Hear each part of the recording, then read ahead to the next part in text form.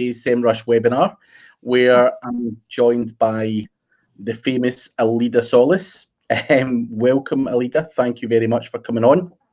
Hello. Thank you for having me.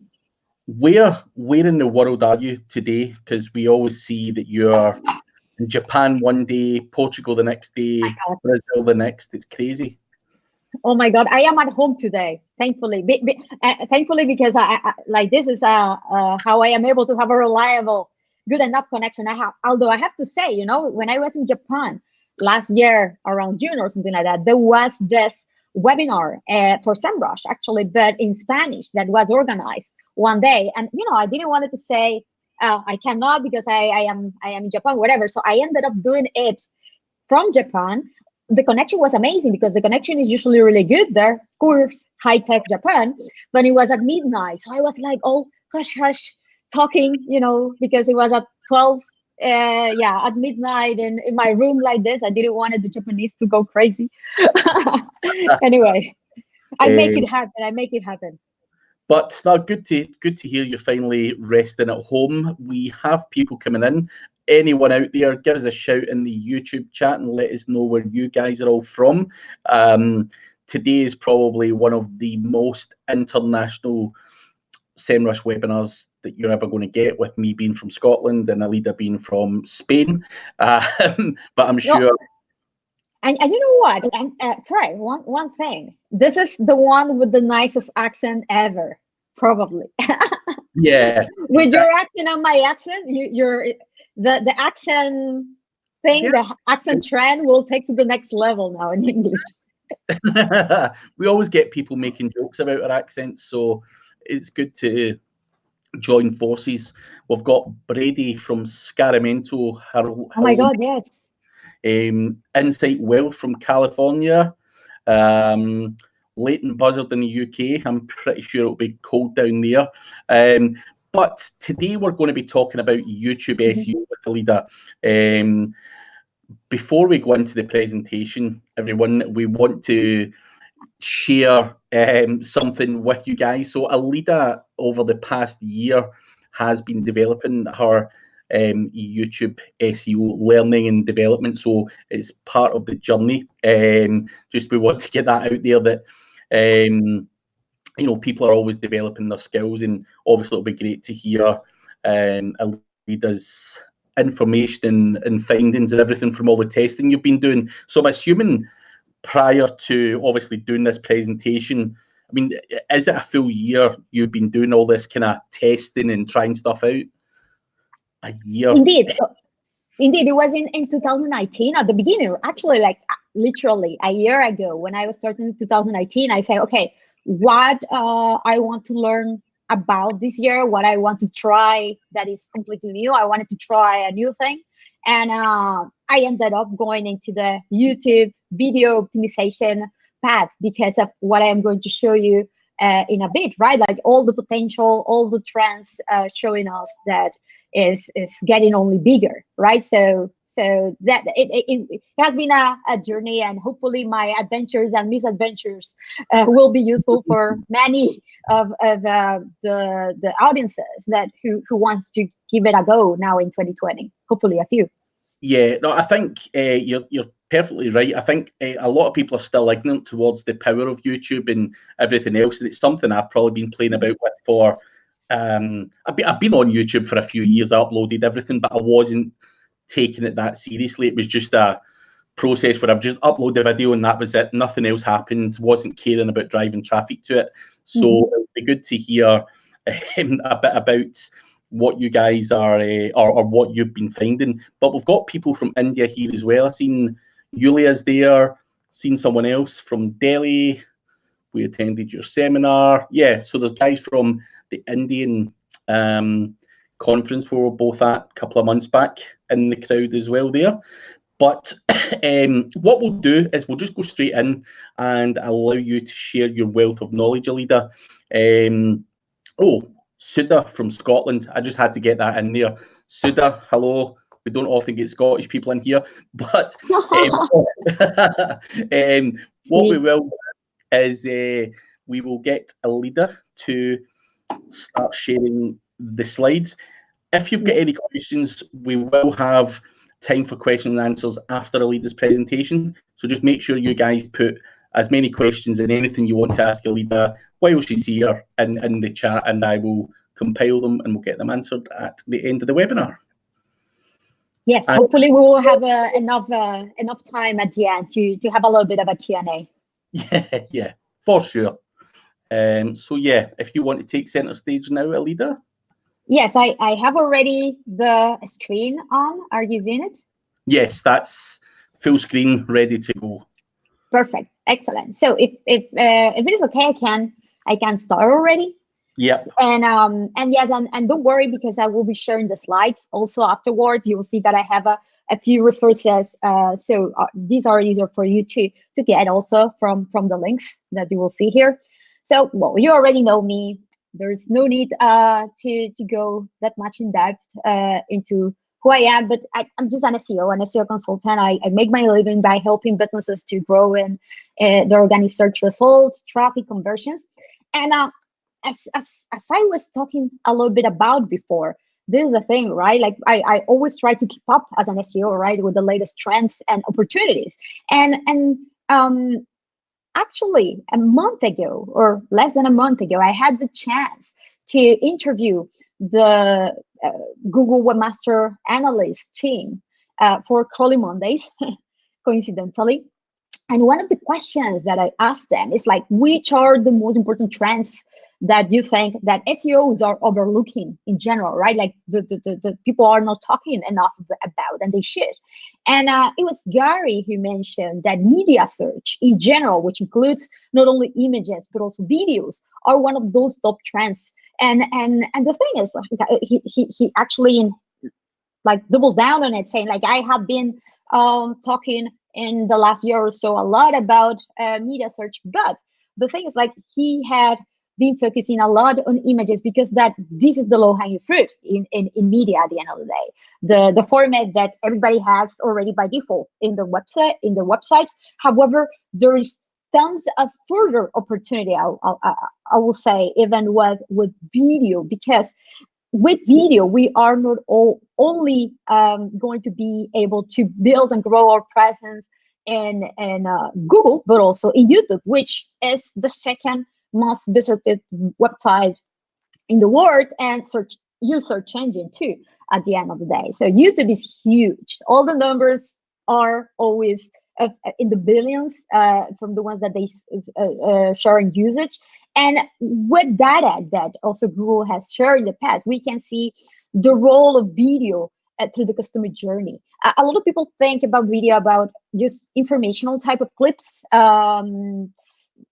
that are not necessarily going to pay off from a conversion perspective, right? Or incentivize the conversion. However, from data that has been gathered by Google itself, it shows that videos are really taken into consideration during the buying process. In fact, I can see, and I have been there, when I see this number, it's not like, oh, I don't see where this data is coming from. Like, for example, the voice search trend that has been like going around for a while. It's like 50% of searches in voice. Where does that come from? It doesn't make much sense. I don't use search like that, right? But in this case, I can definitely see it happen because whenever I am at a store physically, or whenever I see a product that is being advertised, or I see something that I would like to buy, we are visual beings, and we want to be able to check and see how is the product and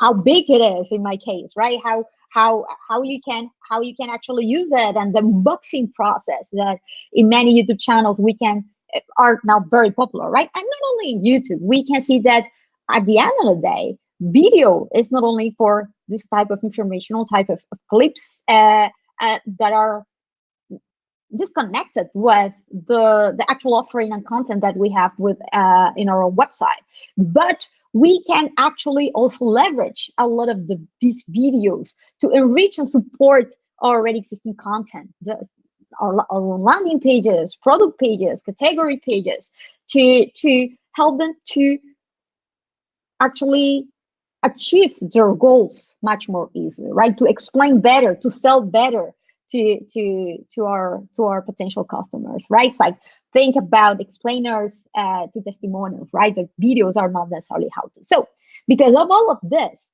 for me, videos should be a huge trend and provides a unique potential in 2020, not only because Googlers have said so before, but because we can definitely see the data, we can definitely see the trend and the usage, even from our own self, right? With not only with YouTube, but with video in general. So it should be a win-win for your search strategy in 2020. So today's presentation is going to be mostly about my findings during the last year. As I mentioned before, when I was starting last year and I saw all of these trends already and data, I decided to take the leap and start testing it with my own YouTube channel that is called Crawling Mondays. As the new year, new thing type of resolution, right? But realistically, when I was starting, the first thing is like, oh, this is not SEO as usual, right? I had zero experience doing video or YouTube optimization, right? So I told myself, okay, I need to tackle this as and to research and test and validate and to identify opportunities. And the optimal way, cost-efficient way, of course, because I don't have unlimited budget, to produce my own videos and grow their views, right? And after a little bit of tweaks, I started to use this simple but effective video kit. In fact, for example, the interview that I did to the Google Webmaster Trends analyst that I was showing before a screenshot, which the sound is very, very good. And the quality of the video, as you could see in the screenshot, is actually very good. I ended up using my iPhone, my iPhone Pro, right? So it doesn't need to be complicated. A lot of people think that should be super huge camera, super expensive, etc., etc. Like, yeah, but I mean, if you want to go to the Casey Neistat path and do something super cool while going in your motorbike or something like that, or bikes or something like that, right? But realistically, you can start with it in a rather simple way, and you can use Camtasia as an editor that is also very straightforward to use, just to make sure that you have a clear and high enough sound volume and a clear video and graphic with good lighting. Because when I actually was starting, I didn't configure the video export is such a high quality, and then someone told me, "Oh, I am watching your video through my TV set, and you know the quality is not as good." As like, who watches YouTube videos in TV? But yes, there are people out there doing this, so you should make sure that the quality is good enough also to be able to see it in high definition. So these are the questions that I set myself to answer through this research and implementation, optimization, and testing process, right? Key content video question to test to optimize the production and an actual promotional type of efforts that I will do in order to increase the views of my videos and to be able to reach the type of audience that I wanted, right? So let's go through the top insights that I actually ended up identifying through this journey. So the first one is that YouTube's video discovery goes well beyond in YouTube search, right? Most users don't discover videos through YouTube search, but via video recommendations. In fact, based on data that has been shared by Google itself, most of 70% of the videos, right, are recommended by YouTube algorithm, right? So YouTube search is one of many other channels and potential traffic sources within the platform that is powered by YouTube functionalities and can be found across different areas of YouTube. YouTube videos also have important external traffic sources, as we are going to see too, from embedded videos, links to videos from external sites, Google search results, one of them, and we can see the organic search is the second traffic driver to the YouTube website after direct, and is mostly mobile too. And this is interesting. When everybody think about video, think about YouTube as the channel, as if it was something independent and not connected with Google. But we need to take into consideration that, for example, 31% of mobile search results in the US include video carousels, and more than 80% of the videos from the carousels are from YouTube at the end of the day. So yeah, this should be a win-win, right? Those videos that we publish and optimize for the YouTube itself as a platform will end up also in many situations also getting visibility in Google search from Google search results too. And another important finding: to grow your YouTube discoverability, you need then relevance, retention, and engagement. So YouTube's algorithm has two goals. The first one is to help each viewer to find the videos they want to watch. And the second one is get viewers to keep watching more of what they like. Actually, this is also not only the nice thing about YouTube, but also the scary thing that can make you end up being inside of an echo chamber, just watching and seeing what you already believe. And yeah, has much more further type of issues in today's world, right? However, let's get back to our topic here in hand. The reality is that it works pretty well, right? The recommendations keep mobile users watching for more than 60 minutes at a time on average, based on data that YouTube has. Sure. So, which are these principles, right? That are used to recommend us videos, and from where they are being recommended. We can see them in suggested videos, with the search, the home videos, the trending videos, the subscription tab, notifications too.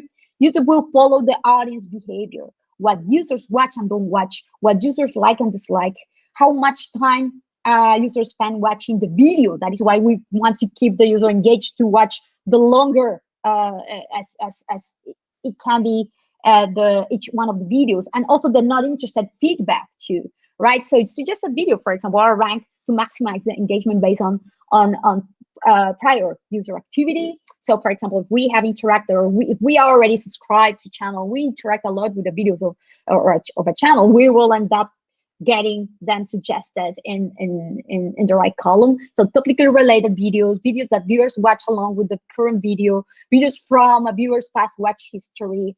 In the YouTube home, we can see videos are shown from subscriptions, videos watched by similar viewers, new videos also too.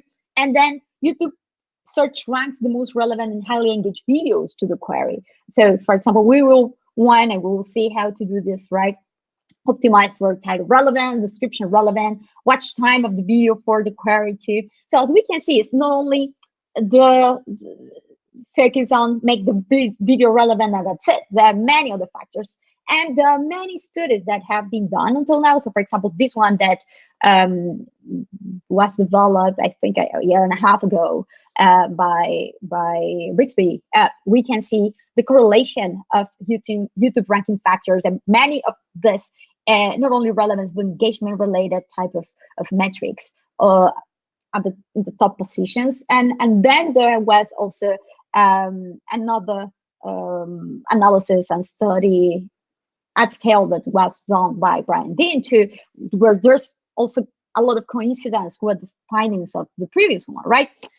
However, based on all this, not only the studies, but the findings that I'm going to show you now, it's clear that relevance is not enough. As in SEO, right? In SEO, we also need links at the end of the day. It's also about popularity. In this case, it's about also retention and engagement. These are key. So relevance, we will be able to get this. We are going to see by optimizing the content for the targeted queries and topics that we want to rank for, title, description, etc., the hashtags. Then engagement, the likes, the views, the rating, the comments, the shares, the subscription, and the retention is about the watch time of the videos, right? And this is the thing. Coincidentally, I want to confirm. I want to be able to tell, like, yes, this is not only happening based on generic data of my own data, right? Or but I want to check. And for example, I talked before with Anton and Craig also has a very impressive and already well-established YouTube channel as the one of from SEMrush too. And we can see that how, for example, Anton mentioned to me that only 1/3 of the video views to the SEMrush channel are coming from search-related type of channels or presence, and something even more extreme with Craig.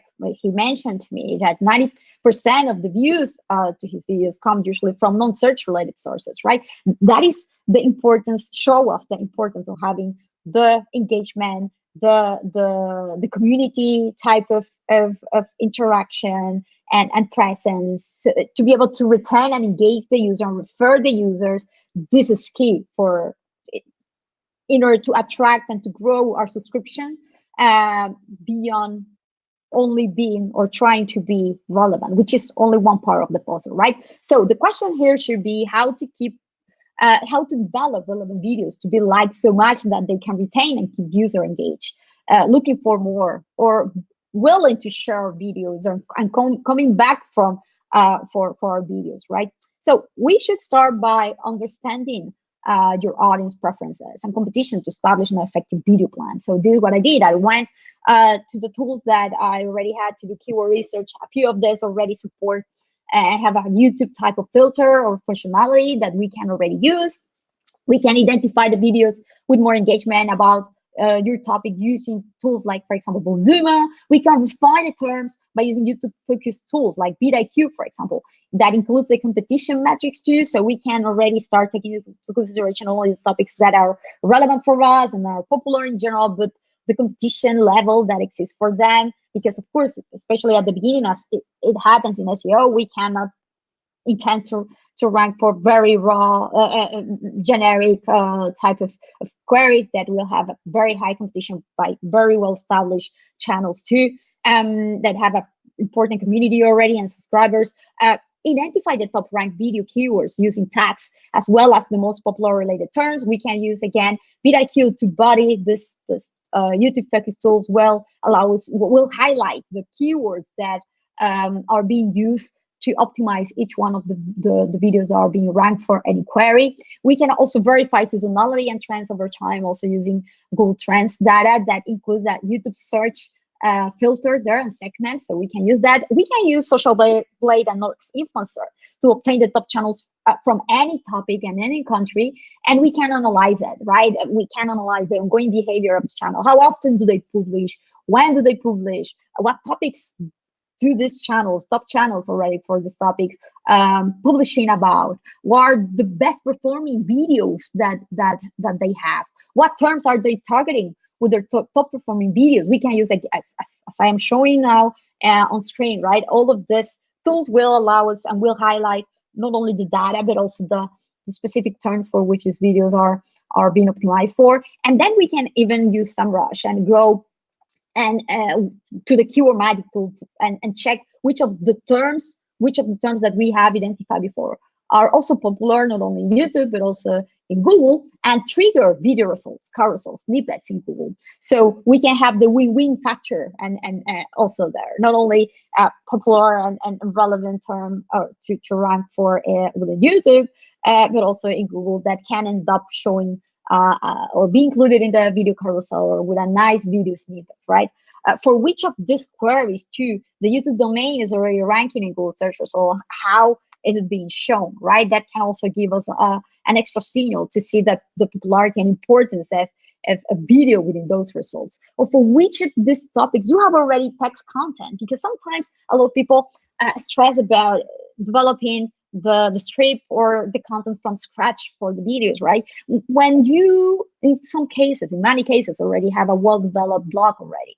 So for which of these topics that you are researching have already text content, you have already potentially blog posts that can be easily repurposed into videos that you can, that once that you generate and produce, you can even also reuse to embed in the already existing content that you have, the text content that you have on your website to improve it further, to enrich it further, to allow it to better satisfy your user experience, right? So besides attracting more visibility from YouTube and Google video results, it will also serve an additional purpose to support your already existing content.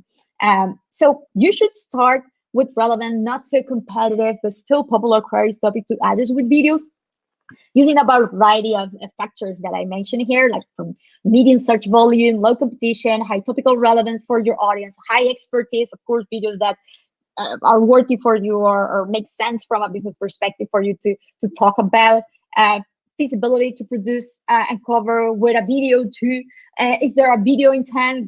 Google shows videos too, the possibility to repurpose to blog posts, article, etc., or use with existing content too, or are aligned with your marketing and business goals too. So in my case, when I was researching and validating about this, I decided that I will avoid generic SEO topics like how to do SEO, how to start in SEO, the top SEO checklist. I will avoid these queries, these terms, because yes, they were very popular, but they were also very competitive and not necessarily so relevant towards my audience that is a little bit more advanced, right?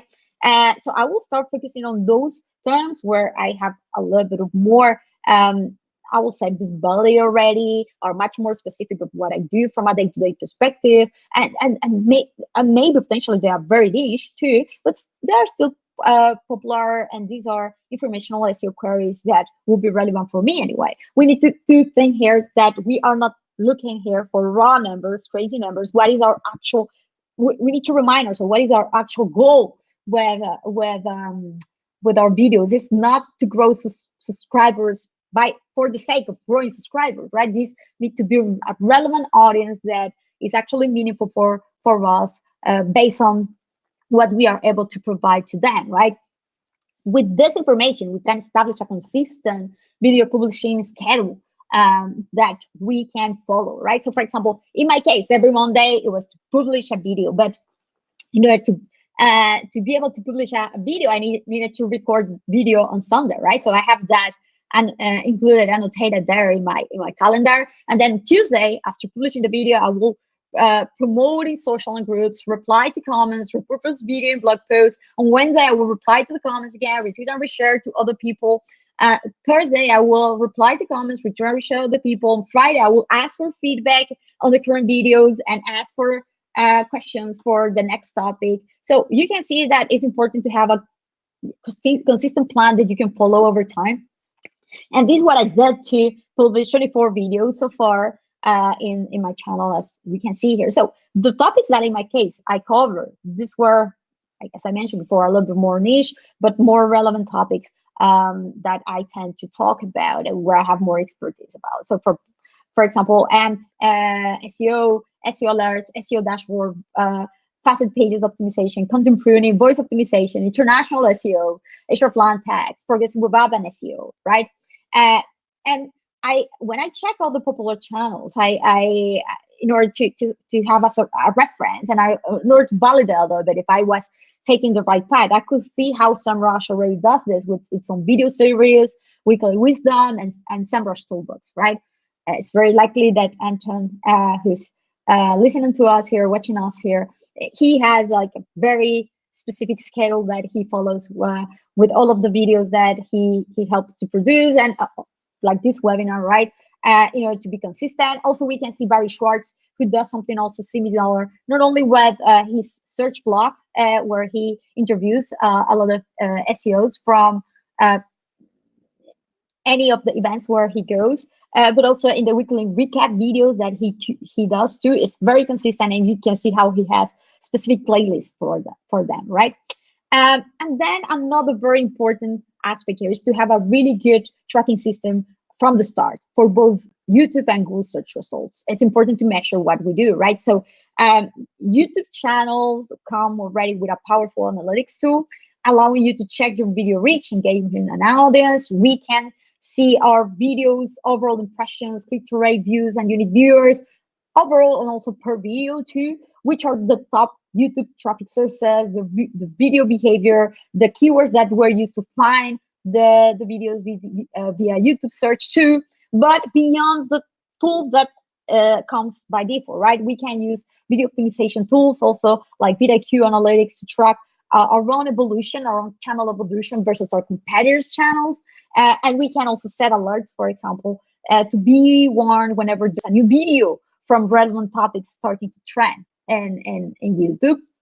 We can also track video rankings for any targeted terms in YouTube search results with Run Ranger. I love that it is an SEO tool that also has this very well integrated YouTube support, so we can see any of the videos that you publish from your channel, which are the rankings for specific queries that you want to rank for, as well as your own site video rankings in Google with a video thumbnail, for example. Once that I am going to show you how to repurpose and tag your video and also publish it on your own website, we want to also being able to track if we are able to get that page result with a video search feature with a thumbnail, or for example, if our own website or our own channel is being included in the video carousel. And we can check also this with the Run Ranger tool. As we can see here, it shows this information in a very straightforward way. And I love how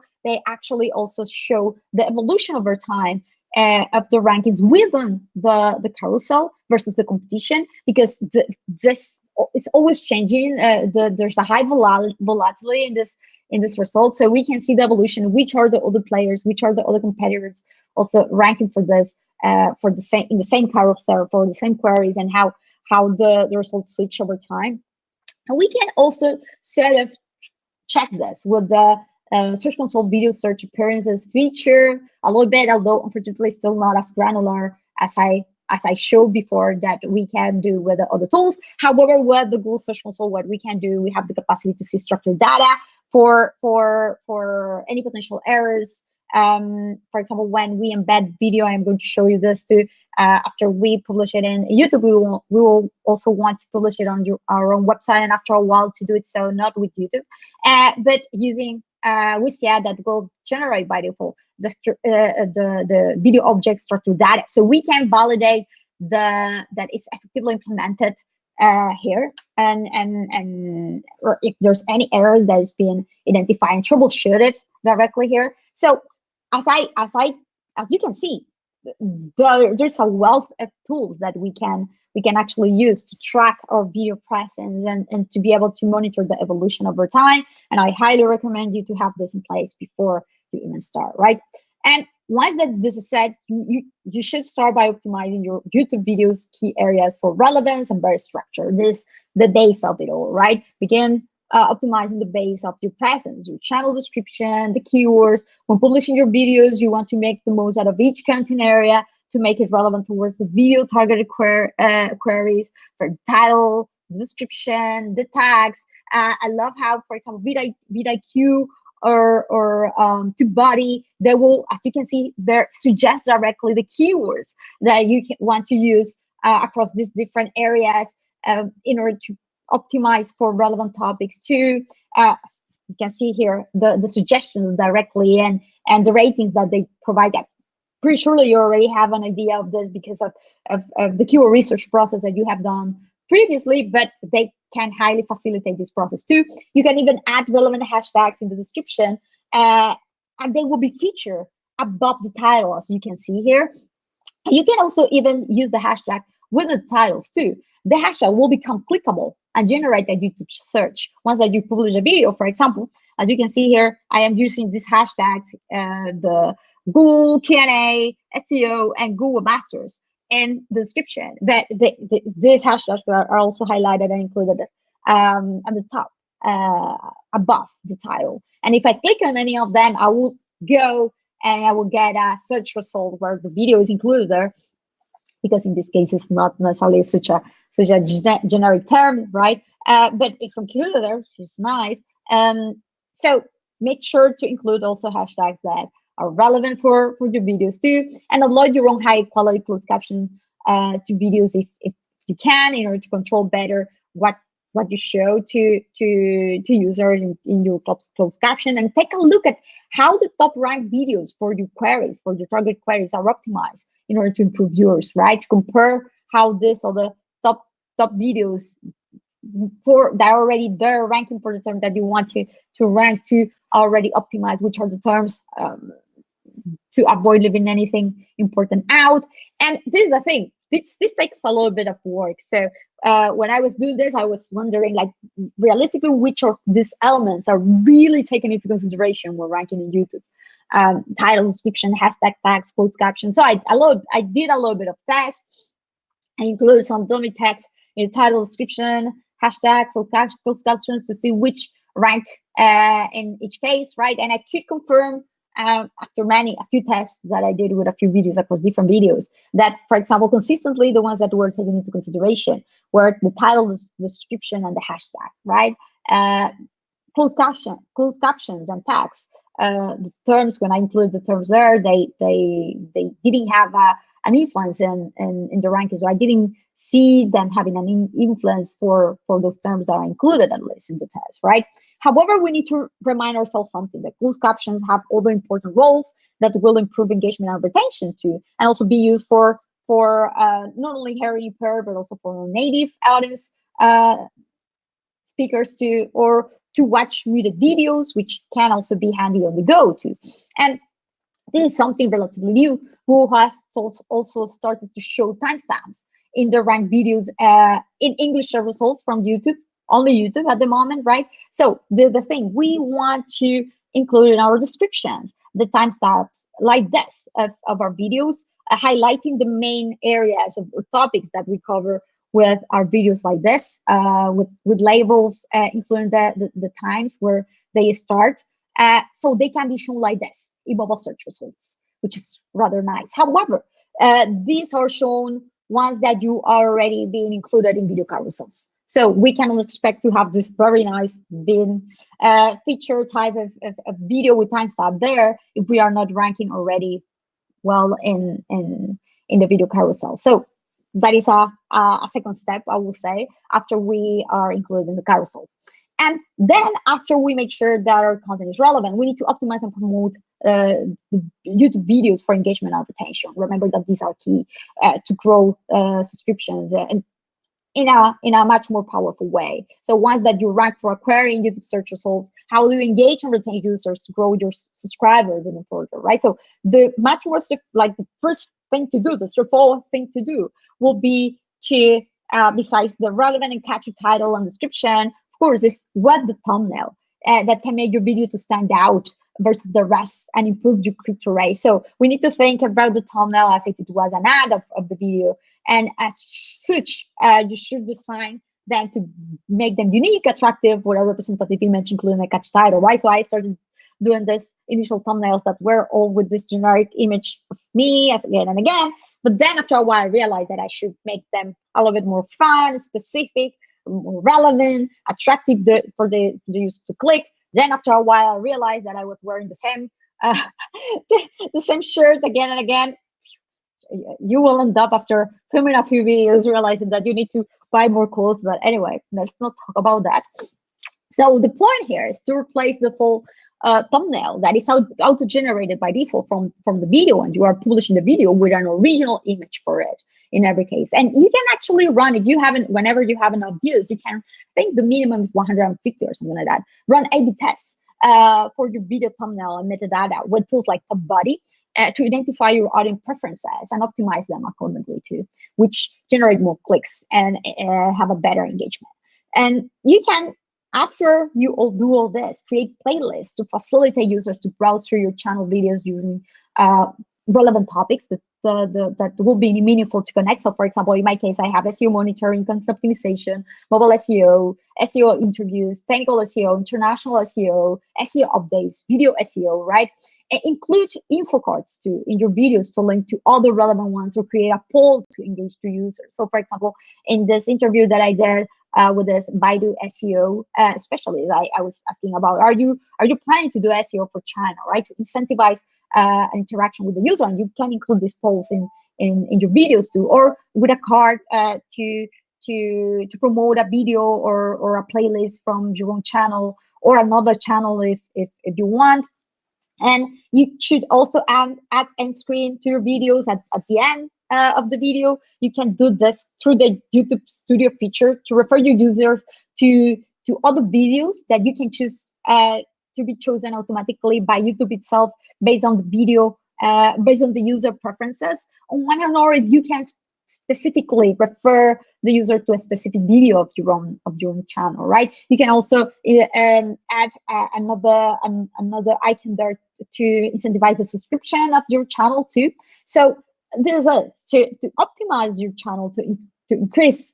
We need to put here a little bit the conversion optimizer type of hat, right? To incentivize the user to keep watching the video, to subscribe for our channel, and to keep watching more, right? So we shouldn't be shy. We should actually ask our users to do this through the video, right? To keep watching to get the answers at at the end of the video, to leave comment with questions, to like the video, to subscribe to the channel, to interact with users in the comment, others in the questions, like meaningful comments and replying to them, and pinning the best one, for example. And if we go and check what big YouTubers do, for example, in this case, Juan Pazurita is one of the hottest YouTubers at this moment, and we can see how in the description itself, we can see the first 2 lines are call to actions to watch more, linking to a playlist, or to subscribe here, to subscribe to the channel. And then the first comment is his own comment, asking thanking the users for watching the video and to like the video, right? So it's important that we are not shy and we interact in this very straightforward way through the different areas that we can from our own channel. And of course, we shouldn't only promote our videos from our own channels, but also we need to do it so in any of our own presence outside YouTube, right? From social media, your newsletter, your email signature, even your own website, to refer them to YouTube, even offline too. You know, I participated, I created this stickers on one hand, and then on the other hand, I sponsored this a little bit of a contest that happened earlier last year, and then, you know, I took photos of the people with this problem on the stickers and tag them, and they share with their own followers too. So that is important to do. You can do giveaways to encourage subscriptions, like Barry has done also for his own channel, as you can see here, giving away 25K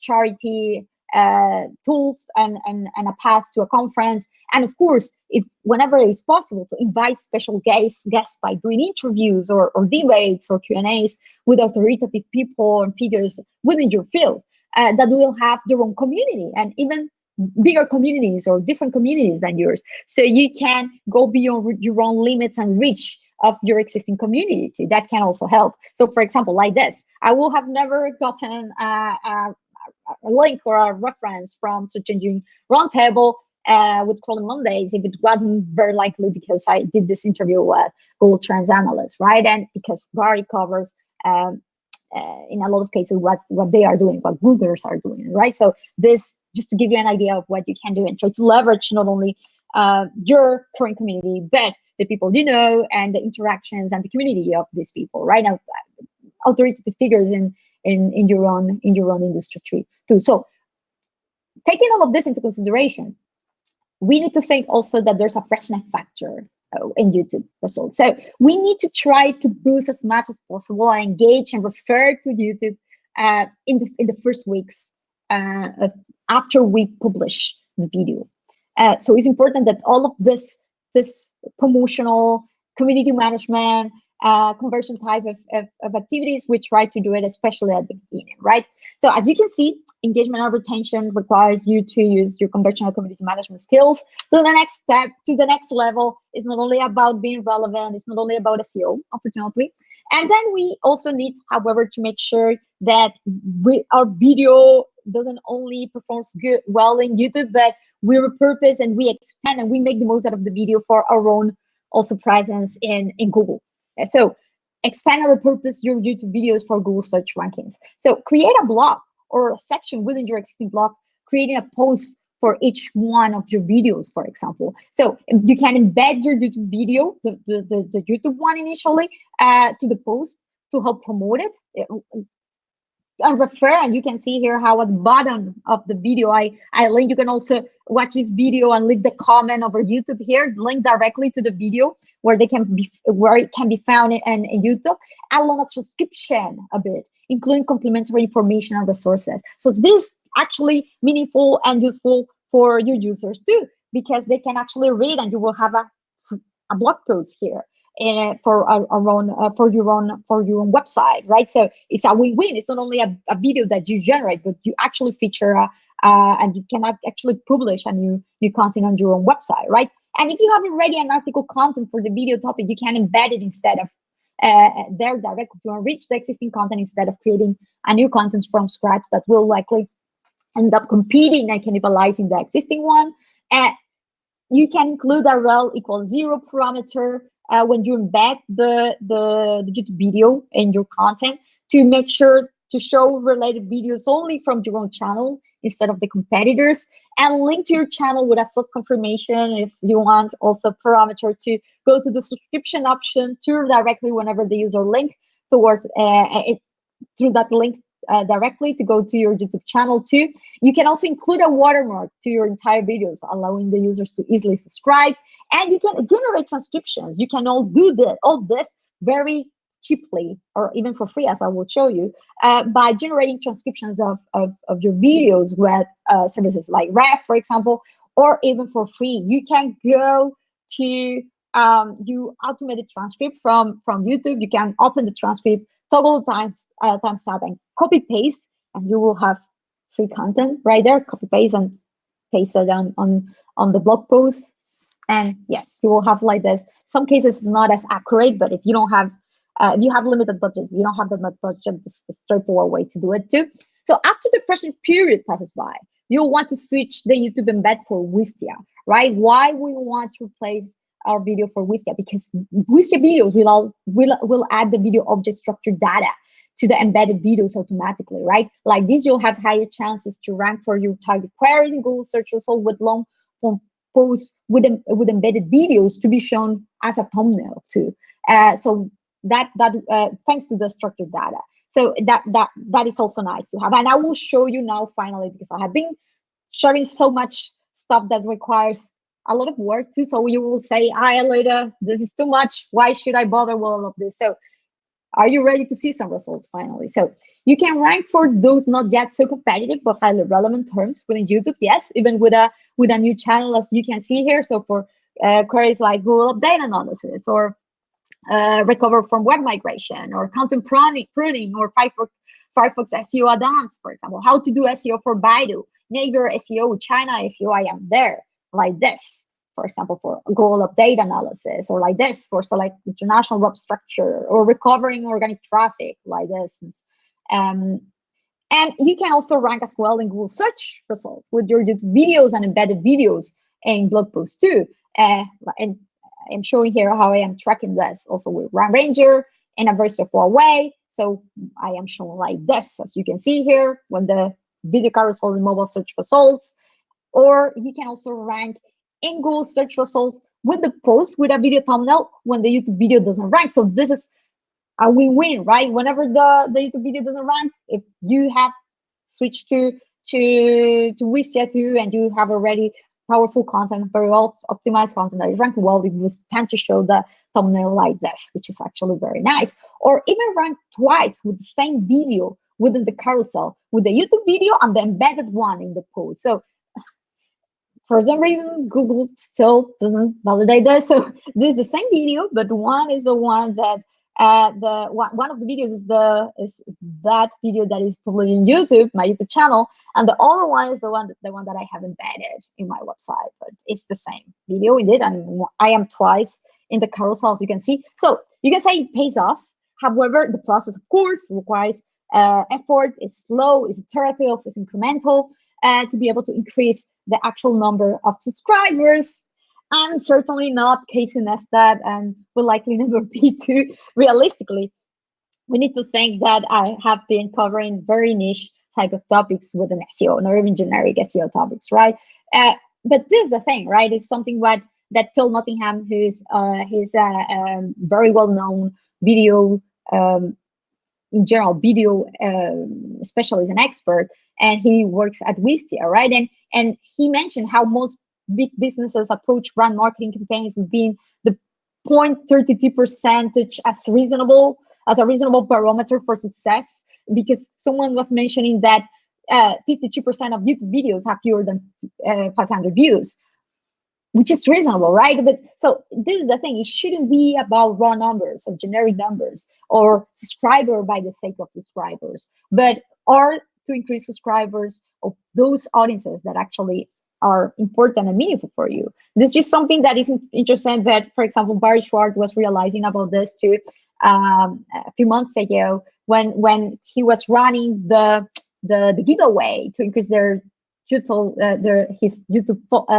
subscriber. He ended up at some point only gaining 227 new subscribers after a while.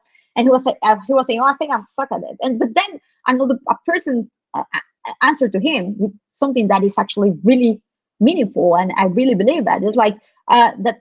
I think that most of your target audience, like semi and pro SEOs, are already there, and you could get probably and have million subscribers by producing clickbait videos like top 10 SEO tips that get reach fast. But that is not the point, right? Because this wouldn't necessarily be meaningful type of subscribers or type of relevant subscribers, or the quality of subscribers, and the meaningful content that is actually important, or do you actually want to produce with informative and actually relevant and quality type of content, right?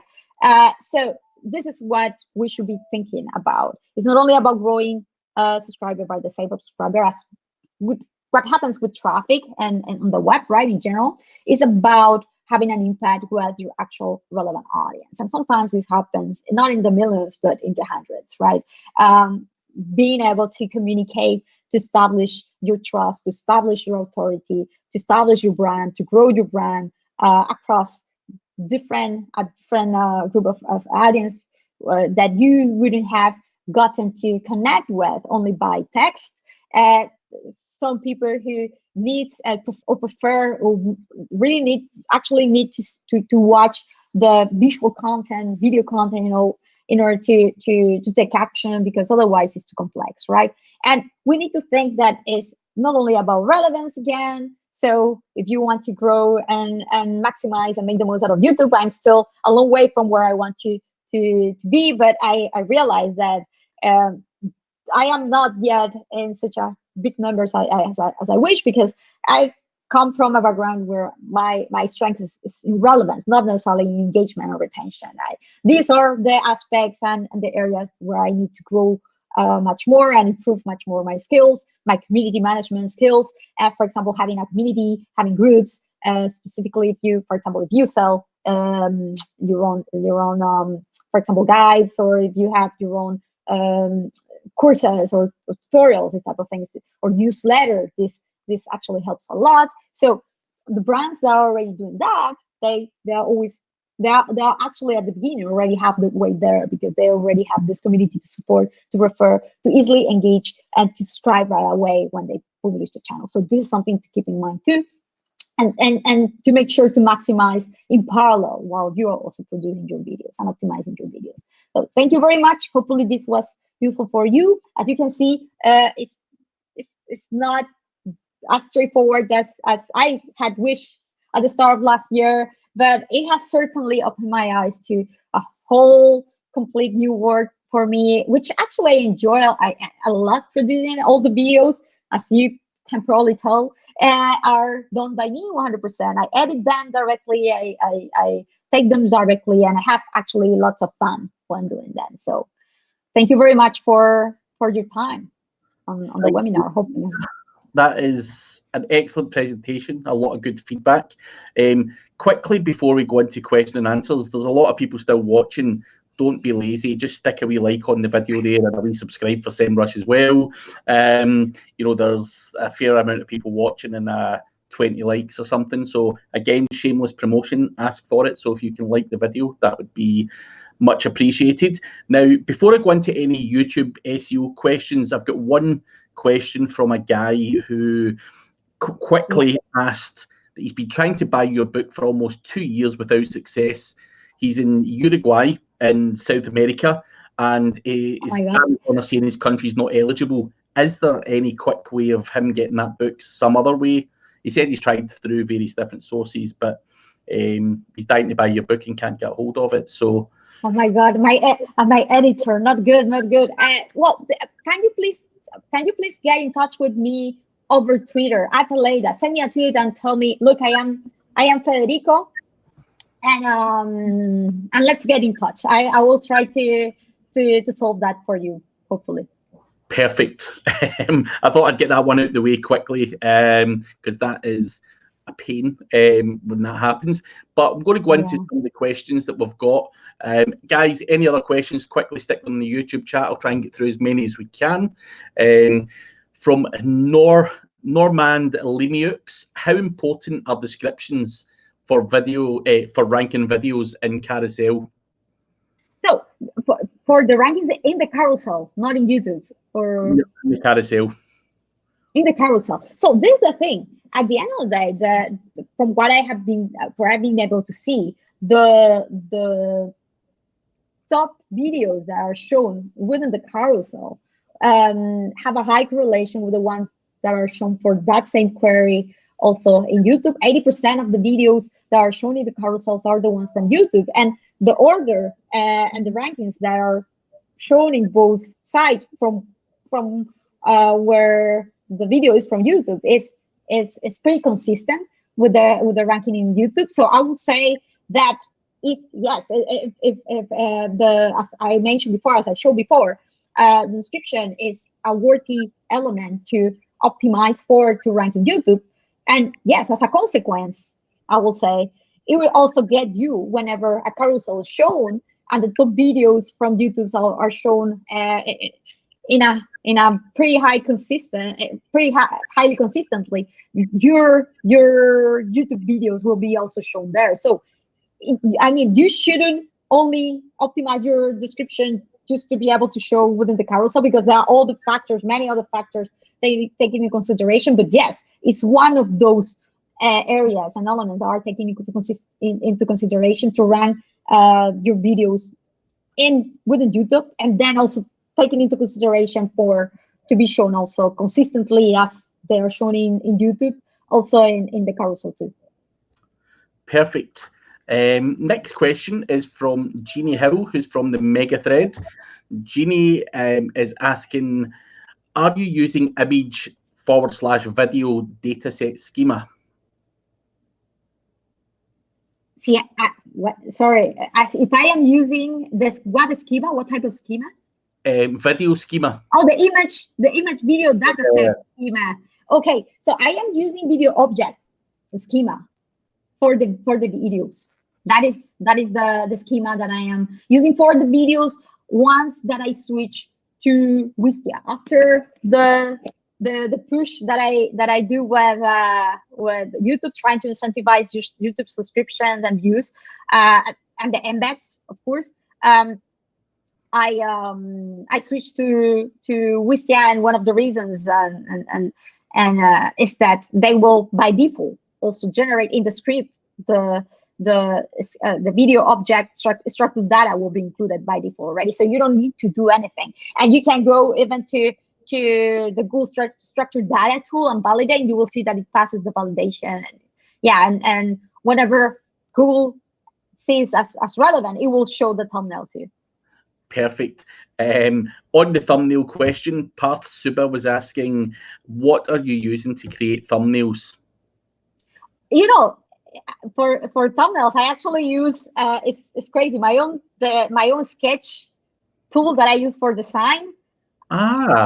You know, I generate them myself. That is why they are like that. Probably I should use a thumbnail generator too. But and all these tools that I mentioned before, the Tubebuddy, VidIQ, they come with a thumbnail option there. So they allow you to select the best image or screenshot, and they will size it well and everything. In my case, because I am old school like that, and I like to play with the text and fonts and all that, I use Sketch, and I have there some templates that I use with my photos. Yes. Next question is the one that's on screen from Rich Sherwin. What was the switch from YouTube to Wistis after 6 weeks tactic? There's a couple of guys asking, is that, can you just just quickly recap that again? Yes, I do this because I realized that like this, I will be able to do two things, right?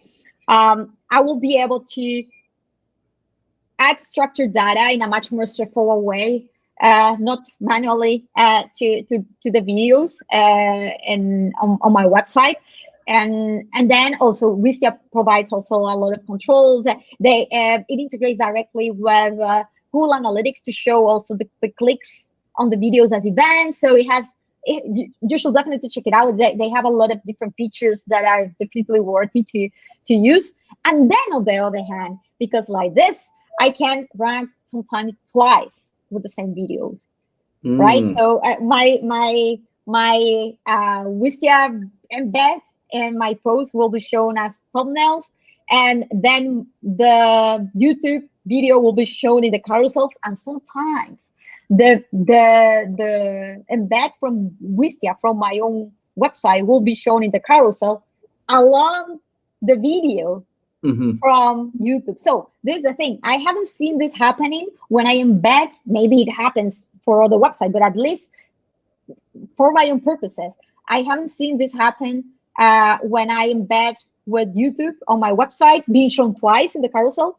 But I have seen this happen on the other hand when I embed with Wistia and then with my own YouTube channel to be shown twice in the carousel. So it's like Google doesn't necessarily recognize them as the same.